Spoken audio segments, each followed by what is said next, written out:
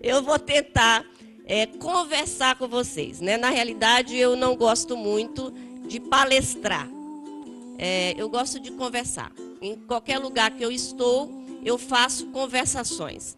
Conversações no campo, com as famílias dos assentados, conversações com grupos de famílias na cidade pequena, em São Paulo. Em São Paulo a gente fez conversações, lá tudo é muito grande, né?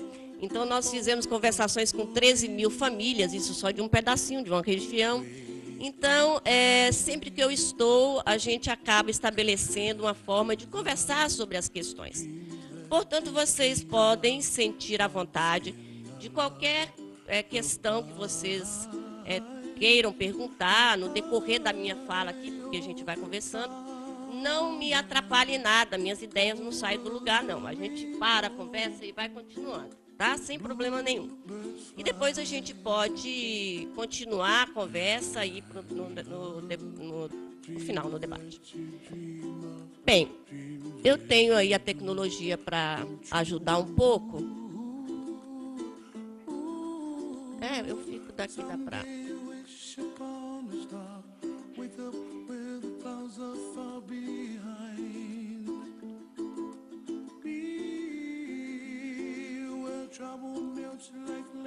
Então, vocês podem perceber que o tema aí do debate aqui da minha apresentação está um pouco diferente do folder, né? Só aqui que eu fui ver que está diferente, mas não tem problema. Na verdade, a gente vai focar na questão do trabalho social com famílias.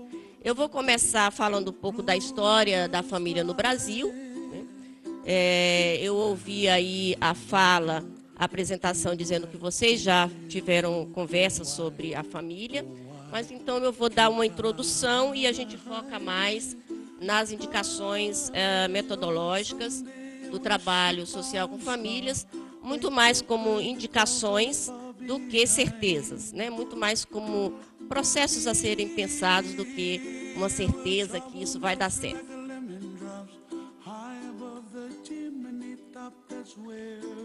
Eu só faço a introdução da história da família no Brasil, pegando um pouco da questão do Ocidente, né? Só para dizer que a família, através do tempo, ela vai tendo conformações muito diferenciadas. E no Ocidente, a família, isso no século XV, XVI, a família vivia em público.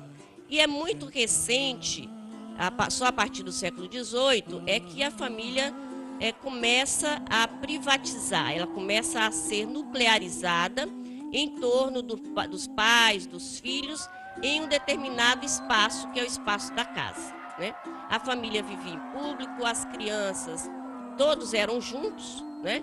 Pai, mãe, filhos, vizinhos, todos viviam juntos, sem essa ideia de uma casa, de um espaço que tinha quartos, que tinha os utensílios, né, para isso, para aquilo. E a criança, né, o lugar da criança nesta vida doméstica ampla era de aprendiz. Então, eles aprendiam indo para casa, para outra comunidade. E lá eles aprendiam a montar a cavalo, a ter boas maneiras, a aprender algum instrumento. Era, assim, o lugar da criança nessa época. E o sentimento, né, de família, tal qual a gente conhece hoje, não existia, né? Tinha outros sentimentos, mas não era esse sentimento que a gente tem do cuidado, da proteção que a gente conhece hoje. Portanto, só a partir do século XVIII que a família começou a manter a sociedade à distância e confiná-la nesse espaço limitado da casa. Para essa construção, né, do espaço limitado da casa, tudo foi pensado, né? Como que uma família vai viver numa casa. Então, precisa de quarto, precisa de cozinha, precisa de utensílios domésticos. Então, tudo isso foi criado a partir do século XVIII no Ocidente. E no Brasil, quando vem para o Brasil, já vem com essa ideia de família privatizada, nuclearizada no espaço da casa. Bem, a família no Brasil, a mais conhecida, todos vocês conhecem, né? É a família patriarcal. A família patriarcal é aquela família em que tem o grande chefe, né, o grande senhor, patriarca, que tem um sistema de hierarquia muito forte. Então, o pai está lá em cima, né, é o dono da vida, tanto doméstica quanto da vida pública. Ele tem o domínio na vida econômica, na vida social, cultural do país, né? Então, ele é o patriarca, ele é o manda-chuva. Então, ele está em cima, a mulher está embaixo, né? Então, se a gente fosse sempre desenho, então o homem está lá, né? A mulher está embaixo, os filhos estão embaixo. Depois dos filhos vem a rede de parentela e depois da rede de parentela vem os escravos, né? E os escravos eram mercadorias. Bem, este homem é que tinha todo o domínio da vida pública e da vida doméstica. Esta família, o casamento, ele estava intimamente ligado à continuação da família, da pureza do sangue, do status social. Então, os filhos nasciam e quando eles nasciam, os pais já tinham, antes dele nascer, já tinham escolhido com quem iria casar. Então, como naquela época não tinha exame, né, para saber de sexo, se era menino ou se era menina, então podia ser um menino. Se fosse menino, ia casar com a filha do senhor do engenho tal. Se fosse um menino, iria casar com a filha do engenho tal. E esses patriarcas combinavam tudo, né? Então a pessoa crescia sabendo que ela iria casar com aquela pessoa que também iria ser o patriarca. Esse sistema de casamento era para juntar riquezas, né? E esse tipo de família patriarcal, ela coexiste com outros modelos familiares até hoje, né? A gente conhece em todos os estados, como tem gente de vários estados aqui, a gente pode fazer o levantamento, né? Qual patriarca que você conhece no seu estado, que todo mundo vai dar o nome, lá de São Luís, lá no Maranhão, vai saber o patriarca, né? E ninguém sabe o nome da mulher, mas sabe o nome do homem, né? Ninguém sabe o nome do filho, mas sabe o nome do homem. Então, esse sistema de família hierarquizado, né? E que o domínio é masculino, a gente convive com ele até os nossos dias. Bem, a tentativa, essa relação era uma relação de reprodução dos filhos, né? Para continuar a descendência, a riqueza. Tinha a indissolubilidade das uniões, não podiam ser dissolvidas, a legitimidade dos filhos e a monogamia. A monogamia era uma monogamia da mulher, né? Os homens tinham o espaço público, né? E o espaço que era da senzala, porque os homens iriam ter relações afetivas, sexuais com as mulheres fora do casamento. Com a mulher, que era a sua senhora, né? O meu senhor, a minha senhora e o meu senhor, era relações para reprodução. Né?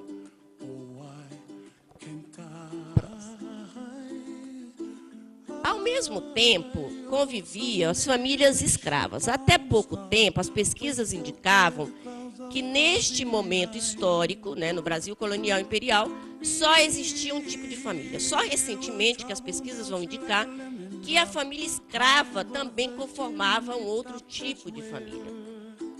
E neste momento, as famílias escravas, isso a gente descobriu há pouco tempo, tem o livro do Gilberto Freire que vai dizer que a família escrava, né, viviam como a família dos seus senhores. Só recentemente que a gente vai ver que a família escrava, ela conformava um outro tipo de família, que ela não internalizou nem as normas, nem as formas de viver família do patriarcado. Essas uniões, elas caracterizavam geralmente pelo desequilíbrio entre homens e mulheres, até porque na viagem, né, da África para o Brasil, perdiam muitas mulheres, morriam, né, homens também morriam. E a mulher aqui, quando eles chegavam também, eles eram estilhaçados, né? O homem ia para um lugar, a mulher ia para o outro, então eles acabavam nem encontrando nunca mais, né, no Brasil. Esta família, ela assume um papel fortemente matriarcal.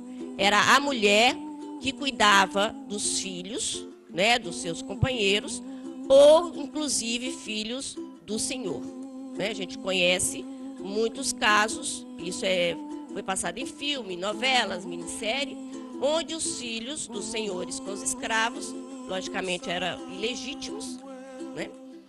E quem cuidava da prole, quem cuidava desses filhos e da casa, né, da senzala, era a mulher. Por isso que até hoje a gente fala que a família escrava tem fortes matizes matriarcais. Isso não significa que é o matriarcado, porque o patriarcado a gente conheceu, né, no mundo e conheceu no Brasil. Agora, o matriarcado, tal como o patriarcado, né, que tem o domínio político, econômico, social e cultural, segundo os antropólogos, a gente não conhece essa forma de viver, né? Não se tem na história um matriarcado como o patriarcado. Nós temos fortes matizes matriarcais. Quer dizer, ela tinha o domínio, a família escrava tinha o domínio do cuidado com os filhos, mas ela não tinha o domínio público, ela não tinha o domínio econômico, ela não tinha o domínio social, né? Bem, próximo, por favor. Então, podemos dizer que nesse período histórico, né, que a gente está trabalhando, nós vamos ter vários modelos de família. Nós já colocamos um hegemônico, que é o patriarcado, nós já colocamos a família escrava, e nós tínhamos também os modelos de famílias pobres, né, aquelas famílias que enviuvavam e não podiam casar, porque quando casava só podia viver o casamento no céu novamente, né? Porque na terra não podia viver mais. Elas eram escondidas, não podiam viver em sociedade. Havia separações, mas essas separações, as mulheres eram abolidas da sociedade, né? As mulheres não tinham vida própria depois da separação. Então, para a gente entender um pouco, neste momento existiam vários modelos de família. Só que a grande diferença, quando a gente fala assim, nós hoje convivemos com vários arranjos familiares, né? Não é que hoje nós convivemos com vários arranjos familiares. Acontece que no passado convivíamos com muitos arranjos familiares. Só que isso não era visível, isso não era possível ser visível, era escondido, né? Hoje é que é possível ser vivido e é possível ser visível.